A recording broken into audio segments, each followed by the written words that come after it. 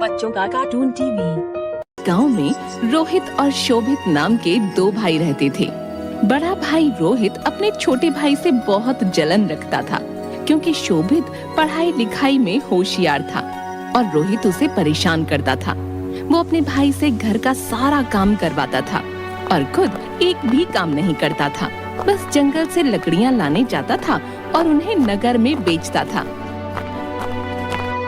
लेकिन उसका छोटा भाई बहुत दयालु था।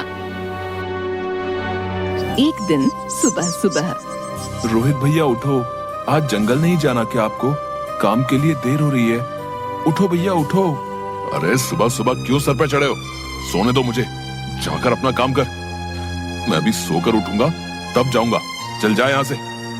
लेकिन भैया मुझे खाना बनाना है और लकड़ियां खत्म हो गई हैं।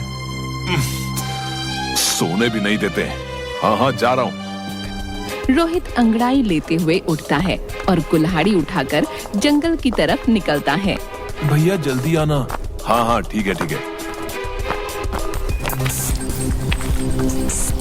रोहित जंगल में पहुंचकर, रोज तो मैं यहीं से लकड़ियां लेकर जाता हूँ, आज थोड़ा आगे जाकर देखता हूँ। यही सोचकर वो आगे बढ़ गया और थोड़ी दूर चलने के बाद उसे एक बहुत सुंदर दिखने वाला पेड़ दिखाई दिया। अरे वाह, ये बहुत अच्छा पेड़ है। अगर मैंने इसे आज काट लिया तो 10-15 दिन के लिए आराम हो जाएगा। रोहित ने यही सोचकर जैसे ही पेड़ काटने के लिए कुल्हाड़ी उठाई, वैसे ही वो पेड़ बोला, रुको भाई रुको, मैं एक जादुई पेड़ हूँ, तुम मुझे मत काटो। अगर तुम मुझे नहीं काटोगे तो मैं अपने सोने का फल तुम्हें दे दूंगा। क्या? सोने के फल? ठीक है, तुम मुझे फल दो, मैं तुम्हें नहीं काटूंगा। जादुई पेड़ ने अपने सोने के फल रोहित को दे दिए। रोहित ने फल लिए और वहाँ से चला आया। अरे वाह, मेरी किस्मत। आज तो ऊपर वाले ने छप्पर फाड़ के दिया है। अब तो कोई काम नहीं करना पड़ेगा। बस किसी को इस जादुई पेड़ के बारे में खबर न लगे। अब इस फल को बाजार में बेच कर आता हूँ। बाजार में रोहित जौहरी की दुकान पर जाकर जौहरी से, अरे जौहरी जी, एक बहुत कीमती सामान बेचने आया हूँ, खरीदोगे क्या? तुम्हें अंदर किसने आने दिया है? तुम्हारे पास कुछ है भी बेचने के लिए जो बेचोगे? रोहित फल निकालता है और जौहरी को दिखाता है। ये देखो जौहरी जी, है ना कीमती सामान? अरे ये तो सोने का फल है। हाँ अब बताओ, कितना पैसा दोगे?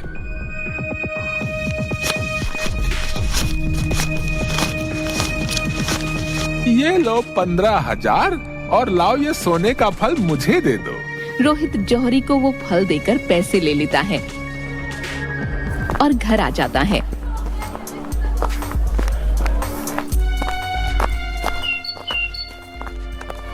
लेकिन अपने भाई को कुछ नहीं बताता। रोहित हर दिन एक फल जौहरी को बेचता। एक दिन शोभित अपने भाई से,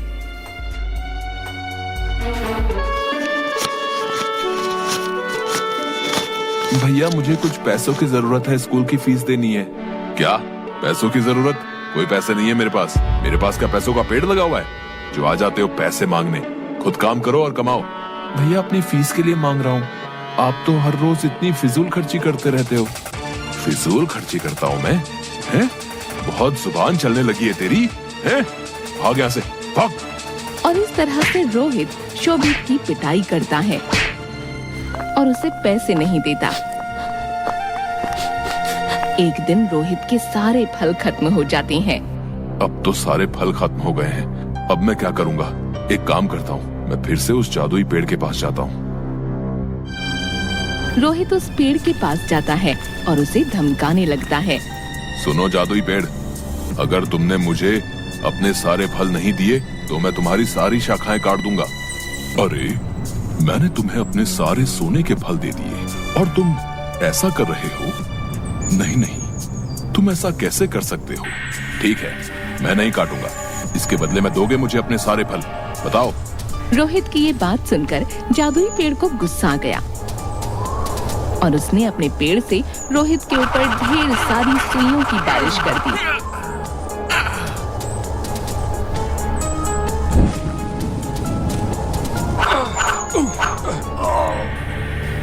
जिससे वो बहुत बुरी तरह घायल हो गया। अरे अरे, ये क्या कर रहे हो? बचाओ बचाओ कोई मुझे, बहुत दर्द हो रहा है। इधर शाम होने पर शोभित को अपने भाई की चिंता होने लगी। शाम होने को है, लेकिन अभी तक भैया नहीं आए। जाके देखता हूँ कहाँ गए हैं। इतनी देर तो कभी नहीं हुई भैया को।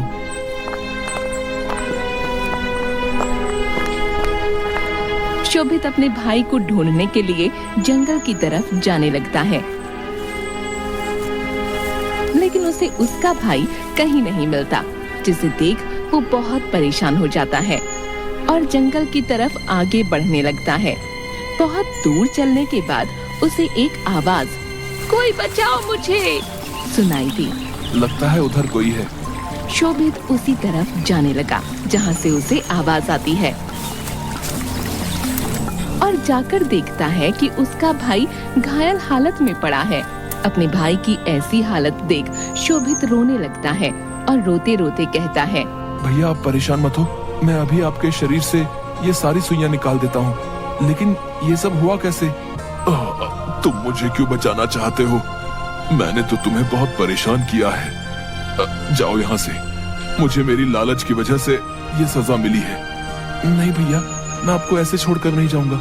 आप मुझे परेशान करते हो तो क्या हुआ, आप मेरे भाई हो और मैं आपको बहुत प्यार करता हूँ। लेकिन कुछ नहीं, आप शांत रहो। शोभित अपने भाई के शरीर से सारी सुइयां निकालता है। सारी सुइयों के निकल जाने के बाद रोहित ने शोभित से अपने बुरे व्यवहार के लिए माफी मांगी और बेहतर इंसान बनने का वादा भी किया। लेकिन भैया ये सब हुआ कैसे? रोहित ने शोभित को सारी बात बताई। मैं लालच में आकर इस पेड़ को काटने जा रहा था, जिसकी वजह से जादुई पेड़ ने मुझे ये सजा दी। जादुई पेड़, मुझे माफ कर दो। मुझे बहुत अच्छा लगा तुम्हारे अंदर ये बदलाव देखकर। अब तुम मेरे सारे फल ले लो। जादुई पेड़ ने अपने सारे फल उन लोगों को दे दिए और अपनी शक्तियों से रोहित के सारे घाव भी ठीक कर दिए। दोनों बहुत खुश हुए और घर आ गए। अब रोहित अपने भाई के साथ अच्छा व्यवहार करने लगा और दोनों खुशी खुशी रहने लगे।